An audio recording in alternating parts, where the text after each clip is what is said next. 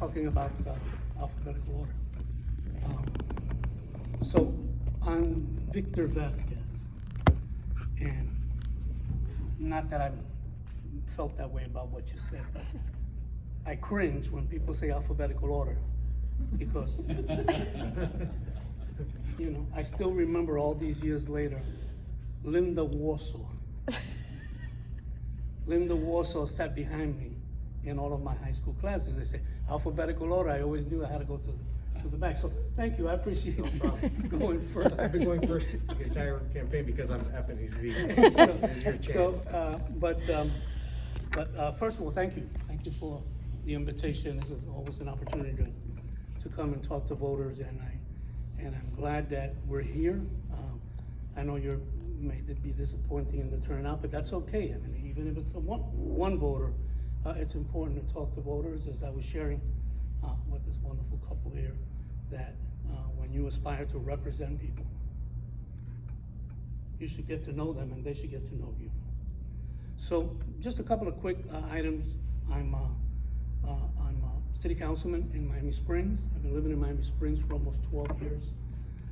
I've been in Miami almost 20 years. I don't know if you can still notice, but I didn't know that I had a New York accent until I moved to Miami. But anyway, I'm originally from New York, but my family's been in Miami 50 years. I have spent all of my life involved in community affairs and community programs, whether as a professional in higher education or just a community resident. And so I was glad to read about your organization because it's the kind of organization that I would be part of, you know, with the kinds of interests and concerns that you have. I have 7 kids, 6 women, 1 man. Most of them are big. I got grandkids.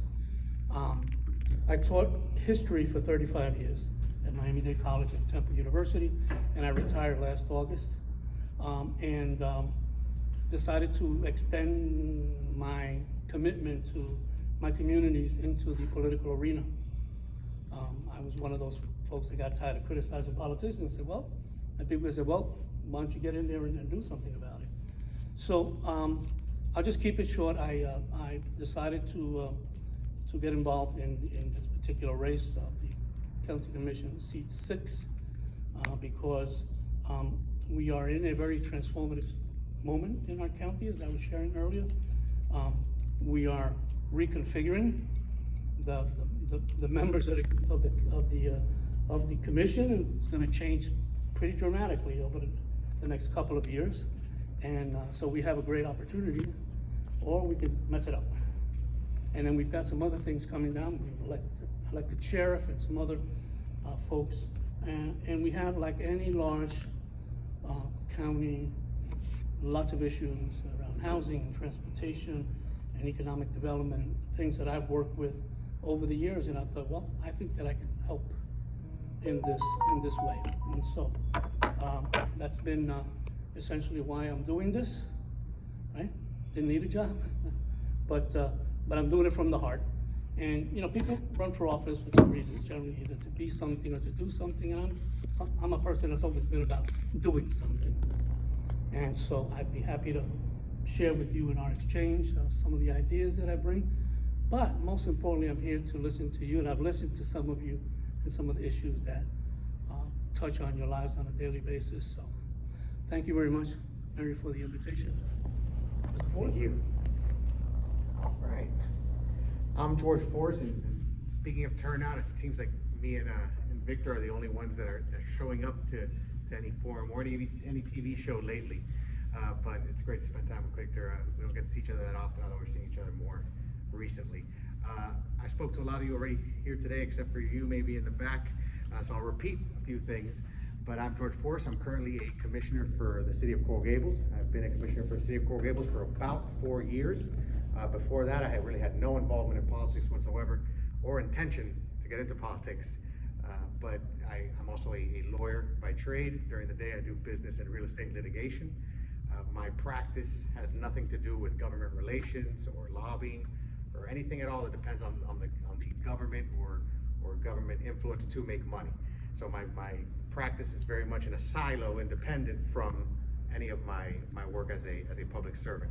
I decided to run for Coral Gables Commissioner in 2019 because I wanted to do something, like as Victor was saying. I was driving down the street and I would see a intersection where I thought there should be a stop sign. And I would send emails, or people would come to me on my block, even if they think I'm a lawyer, they think I know all the law. They would come to me with these issues and say, you know, can we get this done? Do you think I'd send 20 emails, nobody would really reply? And I said, okay, well, you know, maybe if I run, it'll give me the opportunity to get a good idea or identify a problem and actually be in a position to fix it myself, as opposed to sending 20 emails about it. After about 4 years, it was even more rewarding than I thought it would be. I think most people generally get a satisfaction from helping other people. Even if you don't think about it, even if it happens subconsciously. I mean, it feels good to be able to help somebody, to be able to solve somebody's problem. It's one of the things I enjoy about being an attorney. And I enjoyed it even more than I thought I would. So we reached this point where Rebecca Sosa, who's been in office now for 22 years, believe it or not, is terming out due to the term limits. And she happens to, her county commission seat, which is the one we're running for here, District 6, overlaps with part of the Gables, the North Gables, where I live and where I worked as a commissioner. And her and I had an opportunity to work on several occasions on different projects, bringing a Jackson Medical Pavilion to Coral Gables, and various other things. I've always been big on traffic calming. In the Gables, I created what we call youth zones, which are areas that don't have a school in them, but have something or some area in it where a lot of youth are present. So high youth activity zones, such as parks, libraries, and a youth zone is just like a school zone, but where there's no school. Slower speed limit, crosswalks, special signage, special logos, all with the ultimate aim of one of my key priorities in Coral Gables, which was calming traffic. She was instrumental in allowing me to do that, and not allowing me to do it, but helping me get the approvals I needed to get that done. So we had worked together several instances. She came to me, she said, I'm gonna be terming out. I really think that you're the next person that should lead District 6, based on what I've seen over the last 4 years. She offered full endorsement in her support. I spoke to my wife, I spoke to my colleagues on the Coral Gables Commission, and came to the conclusion that I was gonna go for it. And we've been campaigning ever since. During that time, I've been blessed to get the support of all the police departments or the police unions and fire unions in District 6, which spans all the way from East Hialeah down to Glenvar Heights, where you guys are at. So it's a huge district with a bunch of different needs, different people from different means living in different areas. So it's a very diverse district just within our boundary. You all, as I'm sure you know, were previously in District 7 with Commissioner Regalado, so you were not served by Rebecca Sosa, but you will be served by me or Victor or one of the other candidates, depending on the outcome. Hopefully me. But what I bring to my philosophy, since all I really know in politics is city level municipal government in Coral Gables, and not just anywhere, but in Coral Gables, where the fact is we hold ourselves to a very high standard of aesthetics, code compliance, and general quality of life, giving a very high priority to quality of life. And quality of life means so many things. It's quality of life is whatever makes you enjoy where you live, and when there's less pains in the butt around you, like that railroad track, which is an eyesore in Glenvar Heights. That is quality of life. All those things fall into quality of life, and it's something we've always prioritized in Coral Gables. But as a city commissioner, I was the direct representative of the Coral Gables residents. So when they have an issue, I go directly to them. I mean, they come directly to me. So a resident who has a cracked road in front of their house or a tree branch is about to fall on their roof, they actually don't call Commissioner Sosa. They don't call Commissioner Regalado. They call their city level official. This is the area where I was born and trained in terms of politics.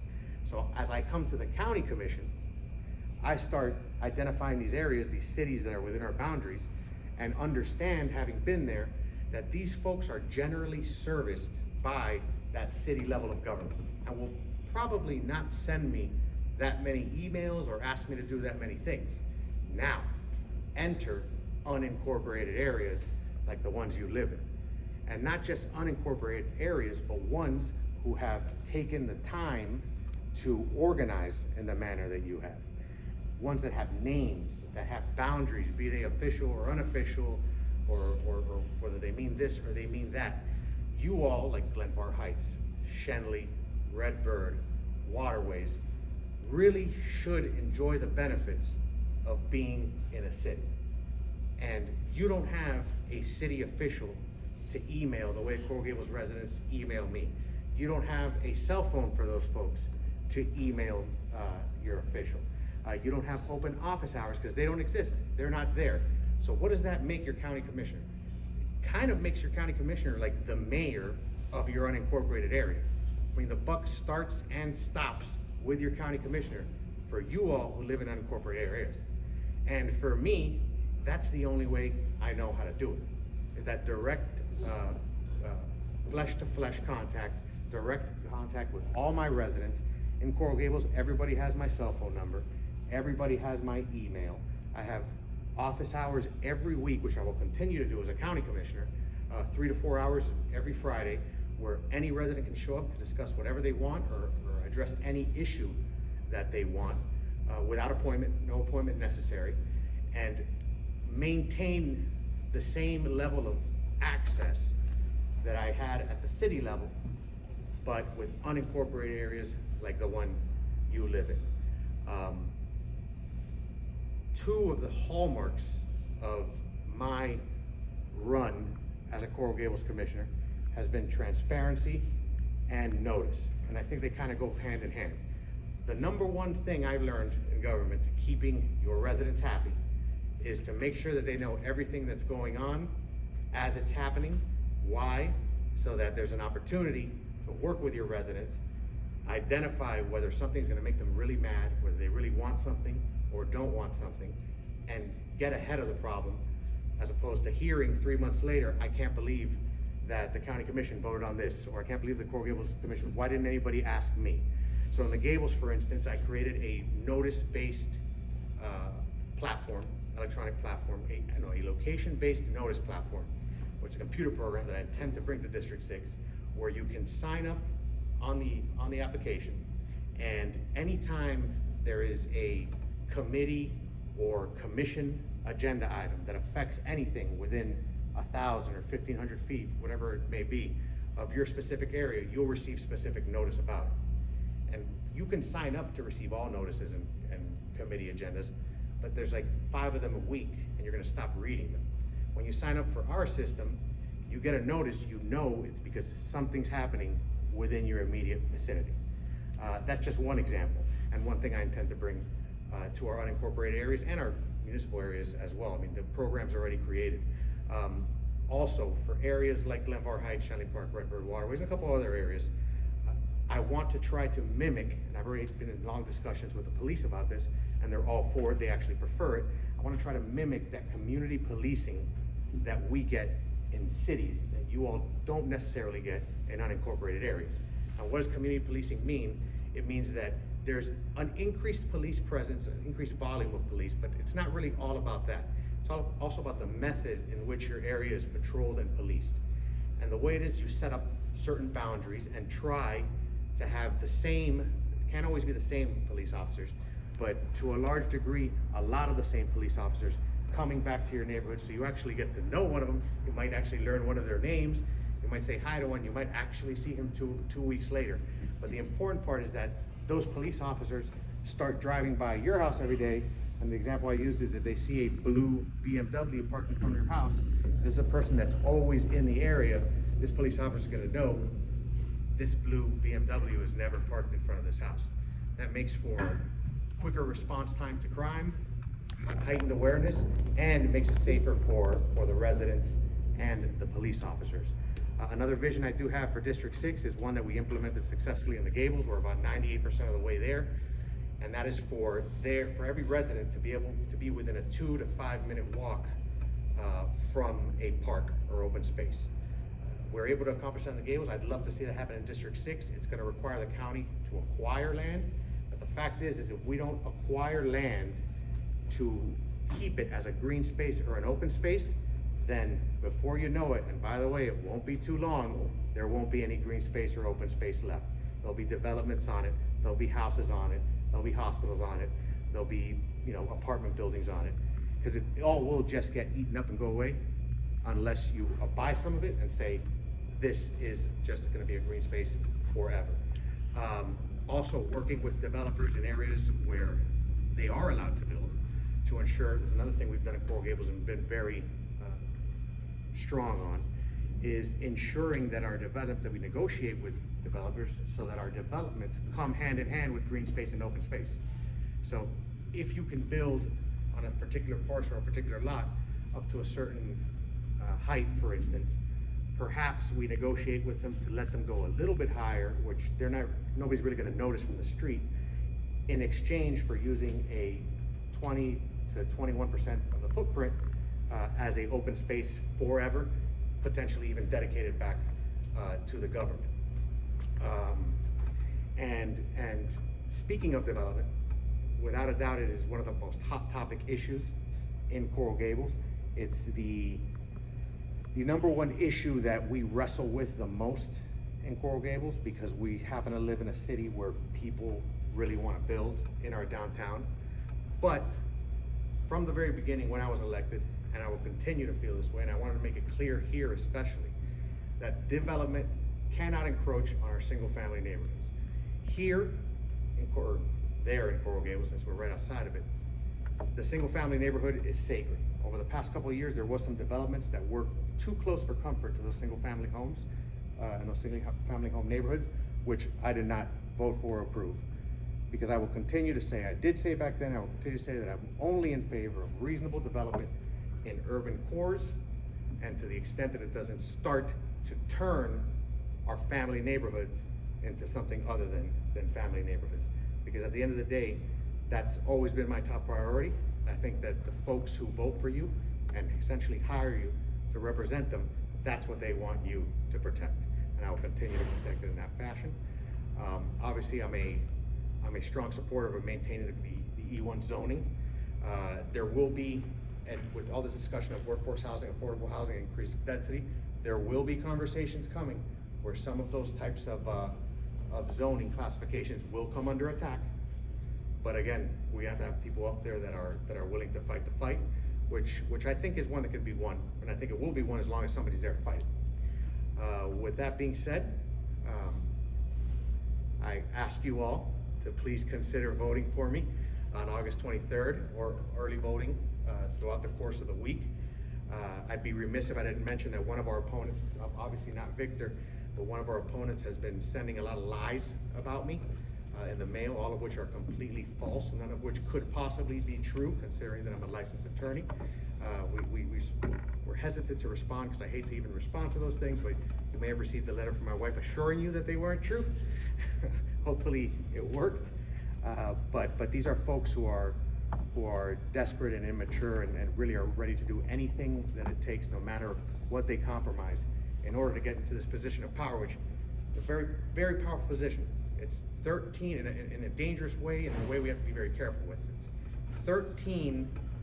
It's one of 13 votes on the largest local government in South Florida, with a $10 billion budget, the largest police and fire agencies in the southeastern United States, the airport, the Miami Airport, Miami International Airport, which is becoming an international hub, a huge economic driver, the cruise ship capital of the world, the Port of Miami, and you're one of 13 votes up there.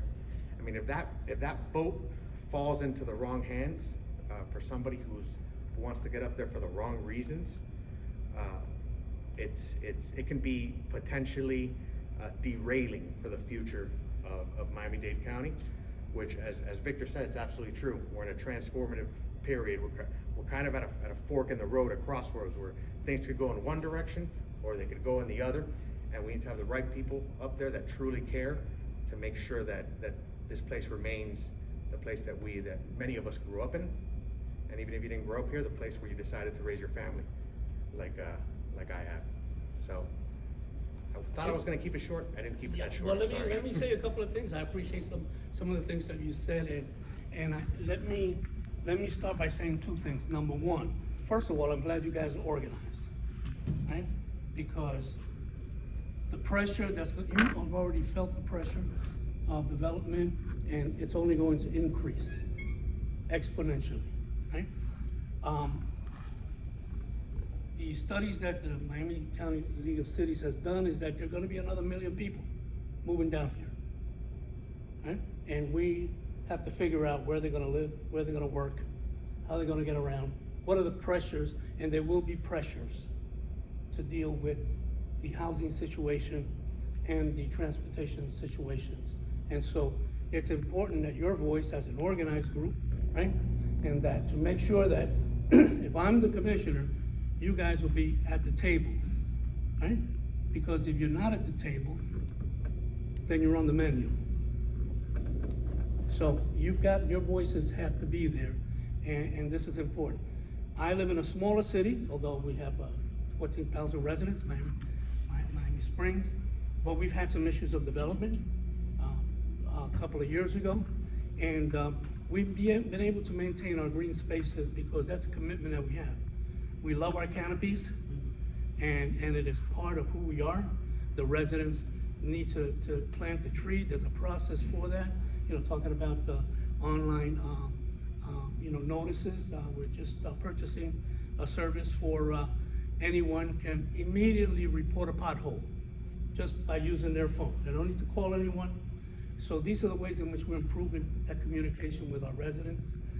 In my city, we have 11 boards and commissions made up of residents. We make sure that not only do they meet, but they're the voice for us. We have them reporting regularly, which we had not been doing.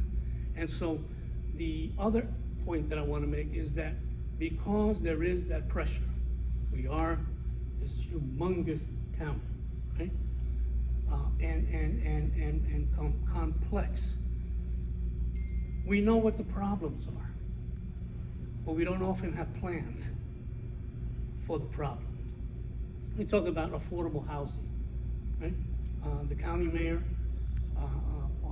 declared an initiative to use some county land to be able to develop some housing for educational staff to be able to work it. I think that's an important initiative, but we are beyond needs of housing in terms of, first of all, it's not affordable, and second, we don't have enough of it. So we really have to look at this moment that we're in, this transformation moment, is to really plan not only short term, important, taking care of the neighbor and the particular problem that they have, but long term is how are we going to continue attracting the kinds of businesses and jobs that we need, that pay the kinds of salaries that people can afford to live here, and where are they going to be, right?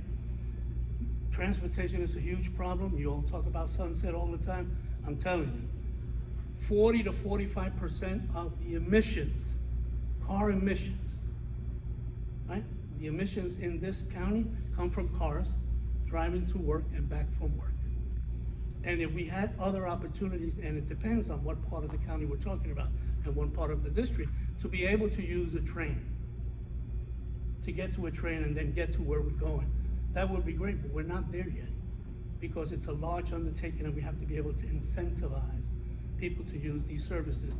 So these are kinds of things that I'm thinking about, smaller issues, larger issues that are going to impact our lives